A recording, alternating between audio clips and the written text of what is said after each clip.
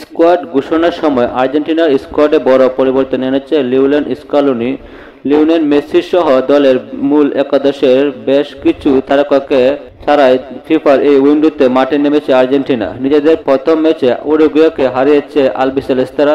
এদিকে ব্রাজিলও নেইমারকে শুরুতে স্কোয়াডে রাখলেও শেষ পর্যন্ত ছিটকে গেছে ইনজুরির কারণে নেইমার। চলমান উইন্ডোতে ব্রাজিল দলটি যে পূর্ণ শক্তিশালী সেটা বলা যাচ্ছে না। এর মাঝে কলম্বিয়ার বিপক্ষে ম্যাচের পর ব্রাজিলের দলে এসেছে 6 পরিবর্তন, অর্থাৎ আর্জেন্টিনার বিপক্ষে 6 পরিবর্তন নিয়ে মাঠে নামবে ব্রাজিল। ব্রাজিল ও আর্জেন্টিনার মুখোমুখি হচ্ছে আগামীকাল বাংলাদেশ সময় সকাল ভোর 6টায়। সেই ম্যাচকে ঘিরে অনেক প্রশ্ন ঘুরপাক খাচ্ছে ব্রাজিল ও আর্জেন্টিনার কোটি ফুটবল প্রেমীর মনে। কলম্বিয়ার বিপক্ষে যে একাদশ নিয়ে মাঠে নেমেছিল ব্রাজিল, সেখানে 6 পরিবর্তন আনতে হচ্ছে ডরিবাল জুনিয়র এর, অর্থাৎ আর্জেন্টিনার বিপক্ষে ব্রাজিল একাদশে আসবে 6 পরিবর্তন। গোলকিপার এলিসন বেকার সহ ইনজুরি ও কার্ডের নিষেধাজ্ঞার কারণে অন্তত 6 ফুটবলার ছিটকে গেছে ওই স্কোয়াড থেকে।